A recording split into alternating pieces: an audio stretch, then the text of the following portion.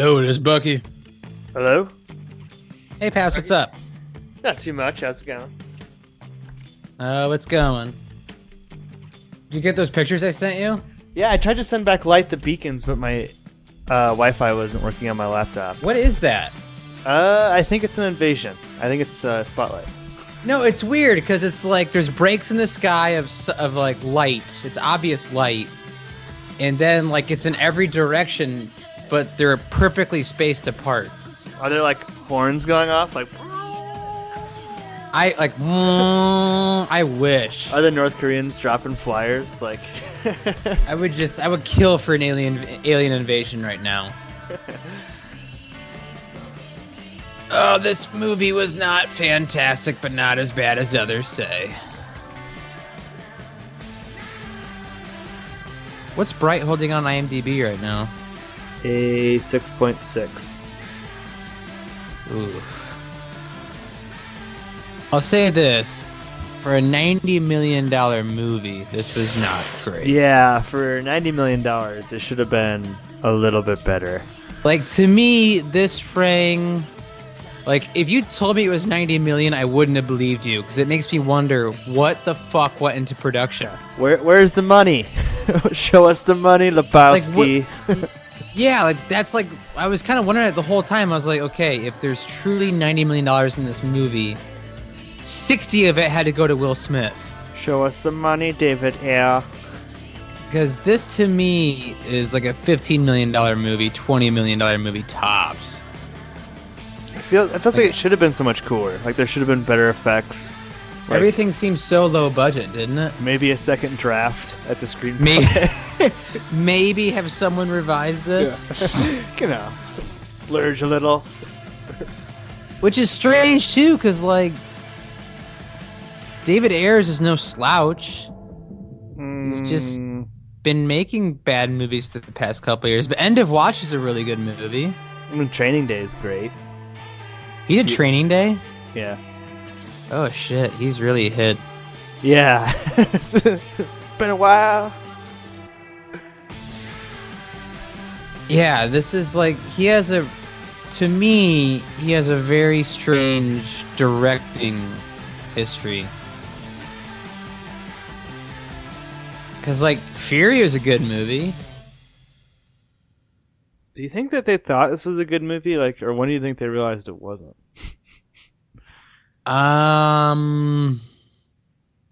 When did they realize this wasn't a good movie? I would say... Well, whoever bought the script, like whoever worked for Netflix and paid $3 million for a script on spec, like should have been fired immediately. What's so ridiculous? Yeah, so there's part of the money right there. There's $3 million of the 90. A $3 million script on spec is unheard of. There's 3% of your budget. Like that's just absolutely unheard of. Like an insane bidding war is like 1 million, maybe 1.2, but 3? That's asinine. Did that include like any future iterations of the property? Because I feel like I feel like this is like world building. Like they thought there'd be like mini series and follow up movies and. Well, I think they thought there were going to be like 4 of them. That's what I'm saying. It's like when they paid $3 million, was that just for? You think they're script? paying for every property? Like yeah, I don't know, or the rights. We're paying you for for all the rights to Bright. This is the number 2 most popular movie on IMDb right now. Is it really? That's what it says. What's number 1, Jedi? How do you do that? I don't know. It just says popularity number 2, up 15. When do you want to start recording? Already started.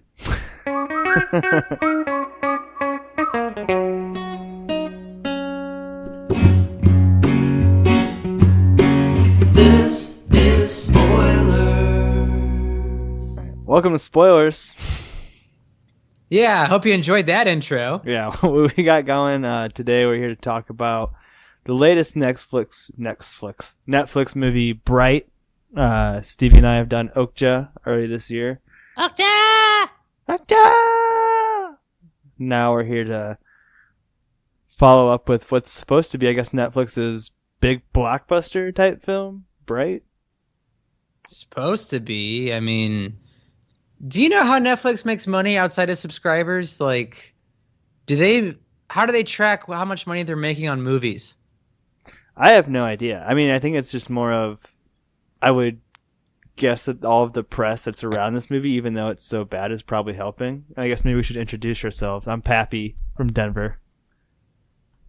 And I am Stevie from Elkhart. And if I like disappear and I'm missing like all my clothes, it's because aliens invaded Elkhart tonight. I'm house sitting for my aunt and uncle once again, and their dogs have been acting super strange. And like there's like these light beams shooting down from the sky in every direction that I cannot describe. It's like some Close Encounters type. Yeah, stuff. I'm just waiting for horns to go off and like maybe like see like trucks being lifted into the sky. That's all I'm waiting for. So the task at hand, though, Bright. I think this is one of the worst movies of the year. You say you wouldn't go that far? Well, it evens out for the fact of the budget they had, which was a $90 million. That's pre-script. $90 million. $90 million. The cast they had to work with, which, I mean, Joel Edgerton is a really good actor. It's kind of it's baffling to me why he agreed to do this. Maybe he didn't read the script. $90 million is 20 Get Outs. To put that in perspective. And Get Out was 20 times the movie that Bright was. I wouldn't call this the worst movie of the year, but when you look at it in its context of the cast that it had and the budget that it had, it's crazy to me that they couldn't pull off a better movie. I think it's one of the things that's hurting this movie is the controversy around Max Landis, that apparently now that he's been accused of sexual assault, and that sort of coincided with the release of this movie. But I think part of it too is that the dialogue in this movie is so clunky and weird. Like they're always trying to like explain things, and like I mean like it's been oft said, but like the fairy lives don't matter at the beginning of the movie, like some of it's just a little ridiculous for me. Fairy lives don't matter today. Well, that, and there's nothing left to the imagination to the viewer of like what could be or what is. Mm-hmm. You're right. It's like 100% of the dialogue is exposition, explaining every scene what's going on. Ain't nothing over here but rich ass elves just running the world and shopping. I guess we should also explain what that kind of means. Is that there's like 3 classes of society. Yeah, there's I talked to this to you about it earlier. This is like the most derivative movie of all time. So picture Lord of the Rings actually happened. I want this to be my Star Wars. And that I'm going to be spamming elf, the Max Landis. This could be my Star Wars clip, but go ahead. Oh my God, what a pretentious, douchey thing to say. But picture Lord of the Rings happened. You have orcs, humans, elves, and fairies.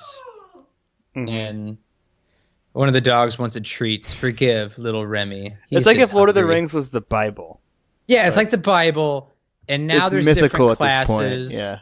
And, you know, because orcs chose the so-called Dark Lord, you know, they have their own faction, and humans don't trust them, and they don't trust humans. Elves, much like they are in Lord of the Rings, are very pompous, all-knowing, high fashion. Man is man, and fairy lives don't matter. Once you go Dark Lord, you never go back. That, and I think Los Angeles was probably the worst setting for this movie, don't you?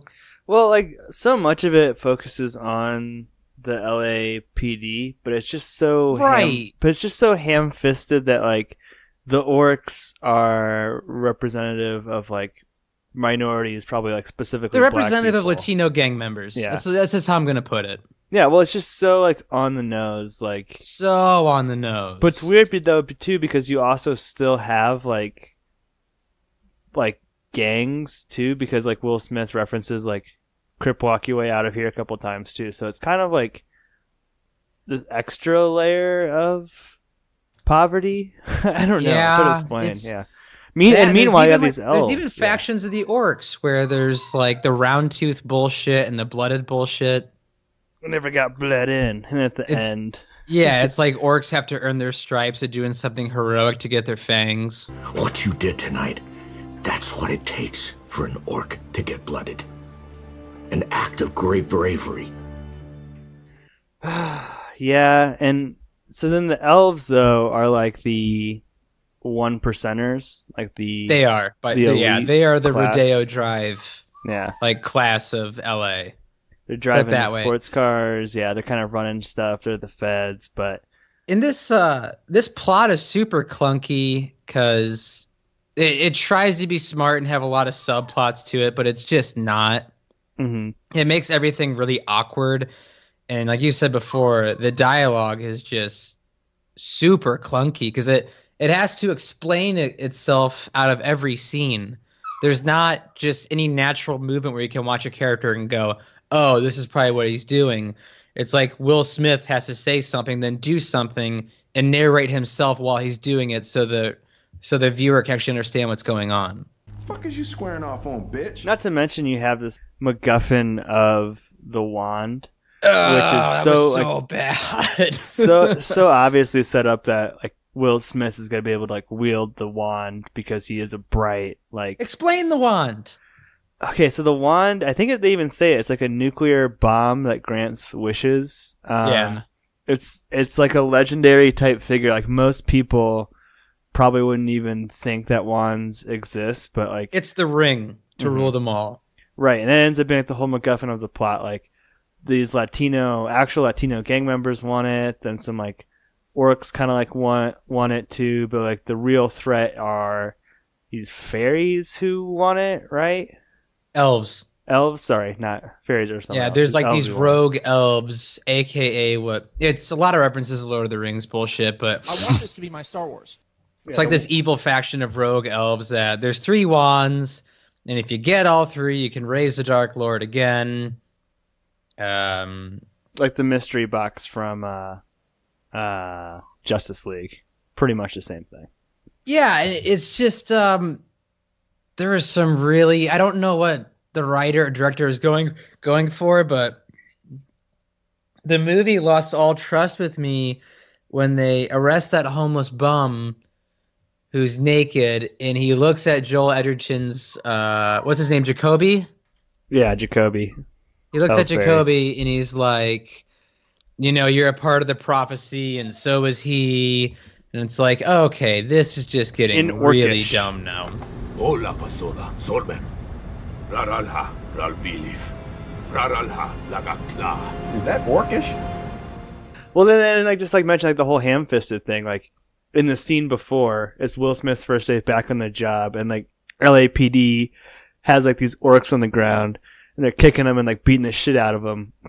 And Will Smith looks at Jacoby, who's an orc, and he's like, "You're not gonna tell anybody, right?"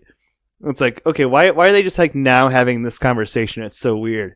But then they go to a human who's like slashing a sword around, and like the people are all like, "Oh, it's no big deal," like blah blah blah blah blah. Like they're just trying to show like the way LAPD treats different races, but they're beating you over the fist with like literally different mythological Right. races. And the weakest subplot was there's like this toss up in the air. Like the whole subplot to this is Will Smith is just getting like he's getting back on the force now. He was off because this rogue orc put a shotgun through his chest. And he was wondering because Jacoby was buying burritos for them that when Jacoby gave chase to that rogue orc, he just let him go. Ugh. And he did let him go, apparently, he said, He right? did let him go, and you knew the whole time that Jacoby had nothing to do, that there was no suspense in that subplot, and it was just a waste of time, to be honest with you. It was like that Star Wars casino scene in The Last Jedi. It just kind of really gave nothing to anything. And that brings up another point too, and this is like a movie trope that's been coming up more and more lately that's really starting to piss me off, is like either an overt resurrection or an off-screen resurrection, and this movie goes for not one but two resurrections. Like, Jacoby is literally saved at one point by the wand in that scene that you're referencing, where like the orc he saves is gonna like bleed him in or like kill him so he can like bleed in. Then he decides not to because orcs can't kill orcs or some bullshit. Yeah, and like he owes him a life debt, so then the dad kills him, and then the sort of like fish out of water like elf who's like kind of like tagging along with them and is always like hugging up against a wall for some reason. Like she's always pressed against a wall. Every scene that she's in, I don't know why. I want this to be my Star Wars. Why is You're she doing right. that? It's like the ground's gonna fall underneath her, and she's always holding on to dear life from a wall. Yeah, like she's ready for like the big one to hit. At any time. She's ready for the ground just to fall out. Yeah.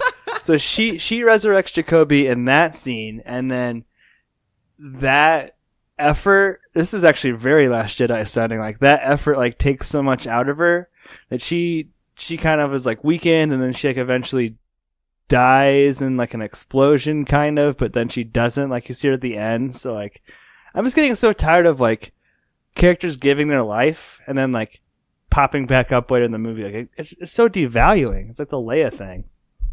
Yeah, and it just like Yeah. I want this to be my Star Wars.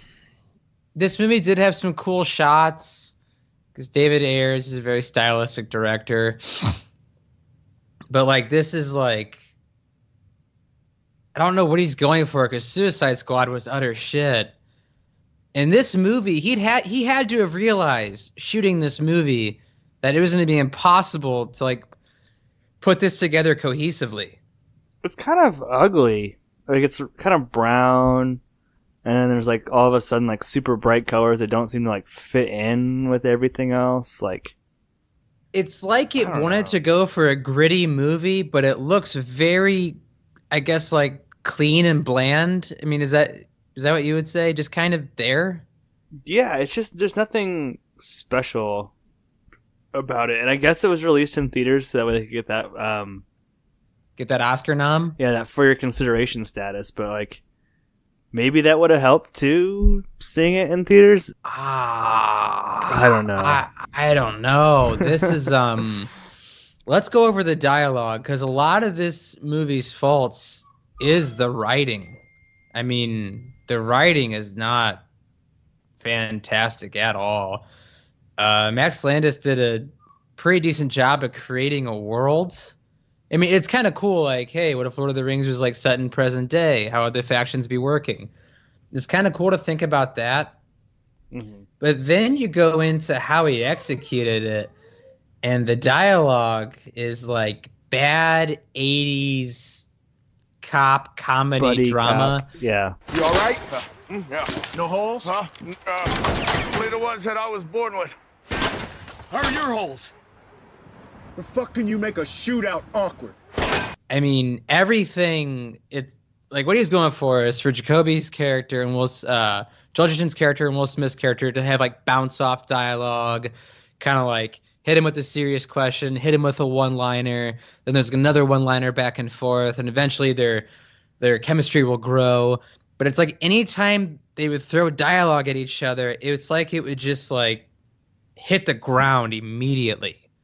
Well, it's like the movie keeps reminding you of the rules that it needs to establish in order for the plot to be effective. Like they probably say don't touch the wand 20 times in this movie. You know what I mean? Like to the point where Only it's a like, bright can handle the wand. so now it's like, okay, I know for a fact that someone's gonna touch the wand and it's gonna be fine. Like you can't say it that many times. Like I wish the movie would have been a little bit more confident in either A, trying to be less funny with Jacoby, because it still comes back to that like awkward humor with him.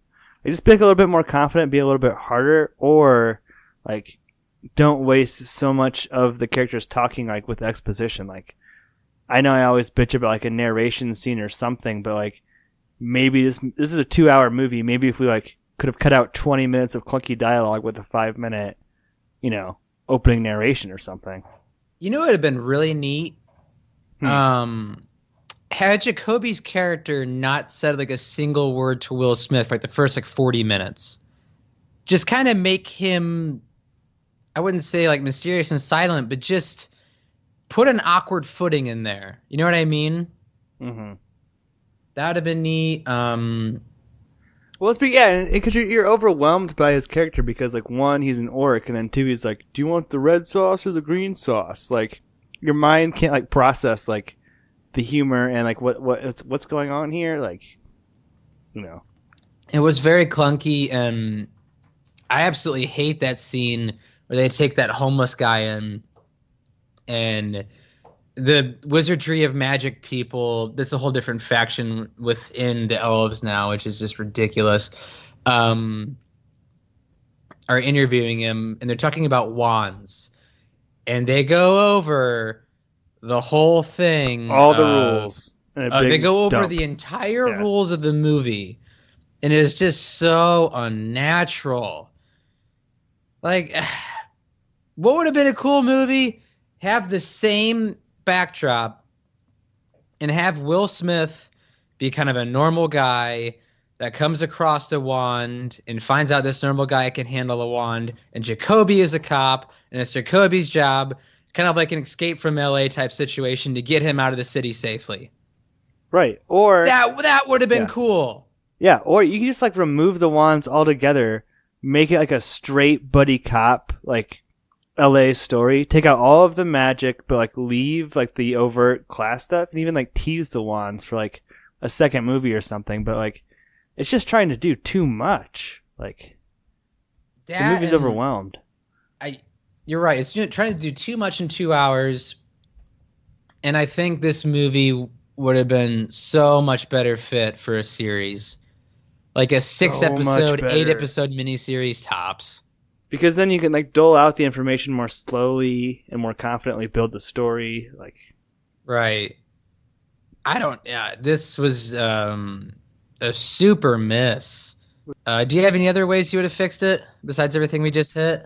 I really hate the whole parts with the cops too, because like outside of Will Smith and Jacoby, like all of the cops are like beyond crooked. Like they're like, let's murder these 2 cops tonight. Like, it just comes so out of left field. Like, yeah, it it happens. It happens pretty immediately, doesn't? Of, we found a wand, we have to kill these 2. You know what I mean? Mm-hmm. Yeah, the story is like so much about like the racism, and then like also like this like over the top magical world building. Like, those should have been like side plots to like a straight story with all this other weird stuff in the background. It would have been so much more effective. But were there any parts of this movie that you did like? Ooh, any parts that I did like? I got one. I liked the Joe Rogan scene at the very beginning. A lot of stab wounds lately. We had this homeless guy come in throwing equipment everywhere. It was wild. A lot of traffic accidents, and Now, what about that cop? the older guy, he coded out That's on an me. orc. That's now in the LAPD force. How does that work? He's not blooded. He's not part of any blooded clan. He's like a finger that got cut off the hand. He's dead to us. Oh my god. It's so stupid. Like, one, they're watching like a live Joe Rogan podcast at 11 o'clock in the morning, like before they go to work. I don't know who does that, but Joe Rogan's like, so tell me about this orc on the cop force. So it's like he's talking about Will Smith's specific partner, and then in the background where Jimi Hendrix usually is on Joe Rogan's wall, it's like some orc has like replaced him. Like, it's so over the top. Like, in this world, Jimi Hendrix is an orc. Can we please tweet shit at Joe Rogan? Yeah, absolutely. We'll tag him in this. Yeah, well, please tag him, because like, Joe Rogan is such a smart and cool dude, and he doesn't need the money. The only thing I can think of is Netflix probably didn't even have like a script, like a full-blood script at this point, and they're just like, hey, here's the outline. And I'm sure Joe was like, this sounds pretty cool. You know what I mean? Why is he in this? Like, and if they had to pay him like any substantial amount of money, like, that was a waste. Like, that was a waste of funds for this film. Like, that's where a lot of the 90 mil went. Joe Rogan. Will Smith, Joe Rogan, Max Landis, and Joel Edgerton. And this is what really bothers me is because Joel Edgerton's one of my favorite actors, not just because he's in Jeff Nichols' movie, but a lot of it has to do because he's in Jeff Nichols' movies. He's awesome, though. He's so good. He's a good actor. And his character Jacoby displays none of his good acting because he is given absolutely nothing to work with. I just wish he wasn't trying to be so funny. Like he does kind of emote some things, like when the other cops are being racist, and he might be one of the better parts of the movie. I think he is probably the best part of this movie. But the things that they're asked to do are just so ridiculous. But so, do you have anything that you did like other than Joel? Is that what you're going with? Joel Edgerton. Let me think here off the top of my head. I did like that chase out of the hood when like the Latin Kings want that wand, that dude in the wheelchair. Yeah, that kind of reminded me of Breaking Bad. The guy in the wheelchair. Yeah, that chase was pretty cool. I like that scene where Will Smith shoots the 4 cops kind of off screen. Tell me what order they're in, or something like that. Yeah, just the. You like Red Dead Redemption, like paints his shots like.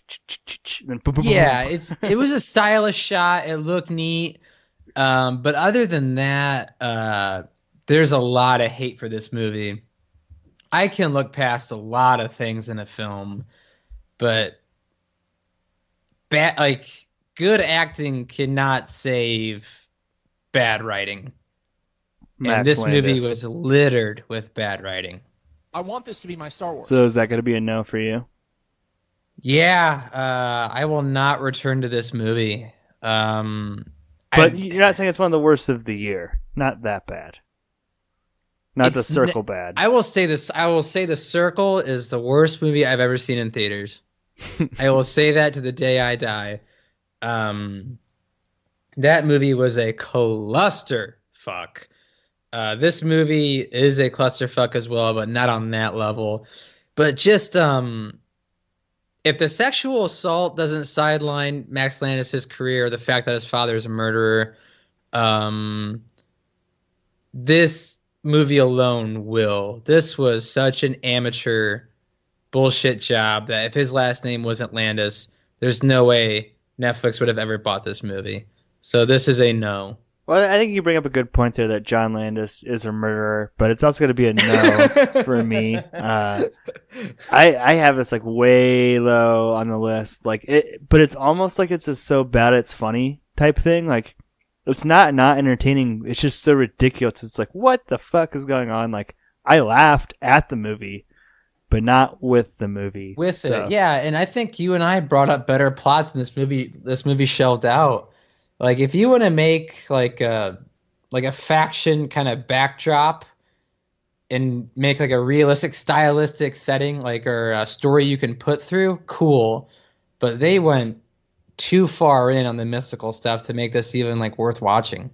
Well, the problem is if you're going to do world building in a film, you don't have time to do it in the way that this movie tries to do. Like you said, this movie's trying to like do world building, but more on the scale of like a mini series where like all of the dialogue is dedicated to that.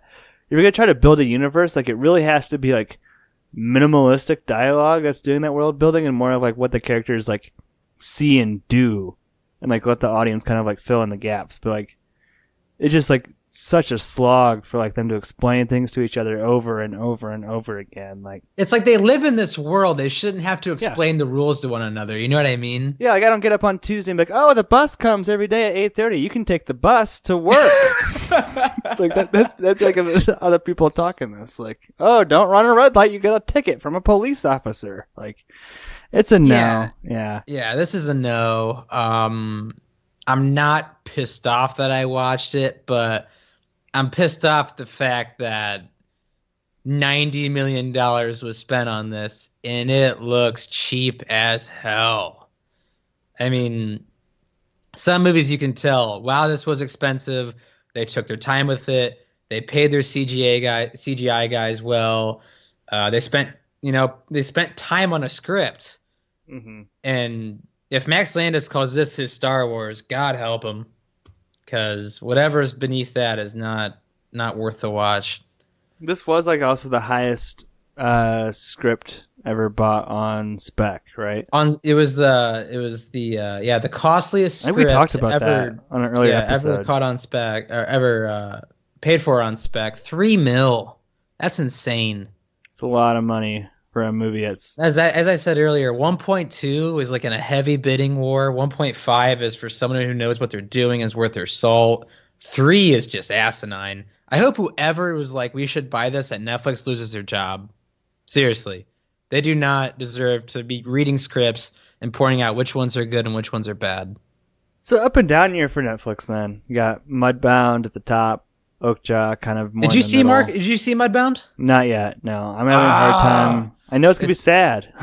it is sad, and the biggest villain in the movie is named Pappy. But yeah, I still have Mudbound as my best picture winner if it gets nominated. All right, well, we're going to have an Oscar Pick'em show. Talk about all of that. I guess we can go ahead and wrap this episode of Spoilers up. Yeah, let's I'm going to do like a small little breakdown here. Does David Ayers, the guy who did End of Watch, great cop movie, just did Bright, terrible cop movie. What does he have coming down the line besides Bright? Hopefully not Bright 2 and 3 as a director. I hope he gets back into writing more than directing, because he's a decent writer. Let me see here. It's Gotham City Sirens is his next director. like a DC thing, yeah. Oh no. It's gonna be another Suicide Squad bullshit. Margot Robbie's in it, Jared Leto's in it. They're gonna pull a plug on it, I think. And like, what's that? I bet you they pulled a plug on him directing this Gotham City Sirens thing. DC doesn't know what they're doing. They've announced more projects than they're ever gonna do. So yeah, that's true. What's Will Smith got coming up? I hope he comes out as a Scientologist sooner or later, just to be truthful to himself. The worst part of the movie, you know what I mean? Like, okay, Bad Boys for Life is coming out. It's he's in Aladdin. He's a genie. That's the big one, right? That's filming. He's doing a movie called Spies in Disguise. If that's anything like that movie Focus, I will not be seeing that. And he's doing a Bad Boys 4. So you have 2 more Bad Boys movies announced. And his last movies have been Focus, Concussion, Suicide Squad, Collateral Beauty, and Bright. His career is on the decline. Do you think Will Smith thought that he had a chance at an Oscar nomination from this role? I think he went for it all on Collateral Beauty. Yeah. I think he swung for the fences and missed hard. Although Joel Edgerton, he's got that Gringo movie coming up. I think that looks pretty good. What's it about? Gringos. Is that what it's about? I don't know. It looked like some. I saw the trailer the other day. It looked okay. So we'll see. Joel Edgerton. Yeah. Gringo. Ooh, Red Sparrow. I heard that's going to be really good. Yeah. So, is that 2 no's for Bright? This movie is spoiled. 2 no's and somewhere near the bottom of the list of worst I would movies. give this bottom 3 movies. I have it at worst, but I haven't seen Emoji Movie. Okay, but let's as hyped as far as hyped movies go, I will put I will give Bright 3rd from the bottom, A Cure for Wellness 2nd from the bottom, and The Circle absolute bottom of the barrel. Do you think that we're gonna get a Bright 2? Because right now, I mean, it's got a 6.6 on IMDb. On Rotten Tomatoes, it's got a 30 from critics, but from audience, it's got an 89%.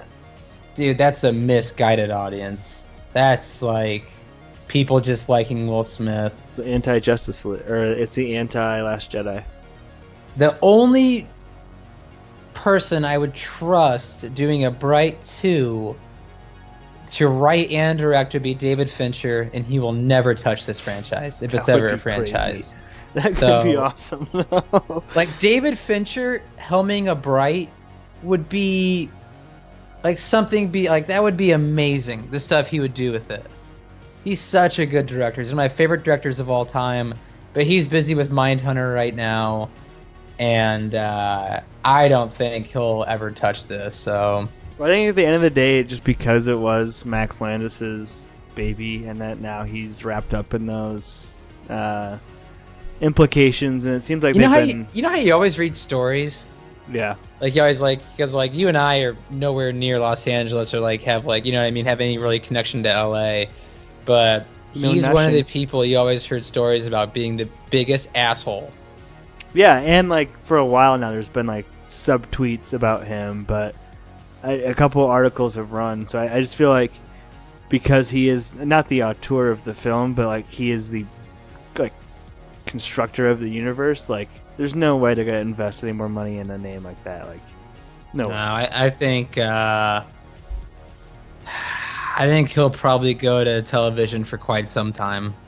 I think his film writing career is done. Which just makes all the more crazy too, is that Netflix put $90 million into what's essentially just this exposition dump of this universe, and now they can't do anything about it. It's so much exposition. It's just a waste. You can do world building without talking. That's what makes great writers. Okay, you know what was cool? Is that a couple of the cops are just centaurs. Did you see that? Yeah. They don't need to explain that. Focus on those guys. Yeah, I don't need a line saying some cops can be centaurs too. You don't need to say anything. Just have it there. My brain can figure it out. Or have internal affairs come in and say, "Hey, we need this guy off the force. More subplot." Have all the internal affairs guys be leprechauns or some shit like that. Yeah, that's what they look like. Yeah, just something different. I don't know, but to wrap this up, absolutely ridiculous movie. Don't waste your time on it. Joel Edgerton, I expect an apology note, or at least a tweet saying, "I don't know why I did this. Didn't read the script." And David Ayers, go back to training. Do something you're comfortable with. Don't get out of the superhero mode. And Max Landis will never have to see you again. Nope. Bye, sucker. This was Spoilers. Take it away, Spoilers. Twitter is @spoilers_pod. Our Instagram is podcast spoilers. Please don't forget to leave us a review. That was Spoilers. Hey guys, this is Josh. I was too busy looking at the ice pillars last night in northern Indiana to be on the pod bright, but I give this movie a surprising yes. It was a fun ride. I went into it just expecting a B movie because of how bad the reviews are, and a B movie it was. Lots of laugh out loud moments. Some of them are definitely at the film, especially when they're trying to push kind of the legend narrative of 2,000 years ago, Dark Lord, and I still don't know what an unblood or blooded orc is. I got no idea, and I think that was the main plot point. But anyway, soft yes. Have a good night, guys. Bye. I want this to be my Star Wars.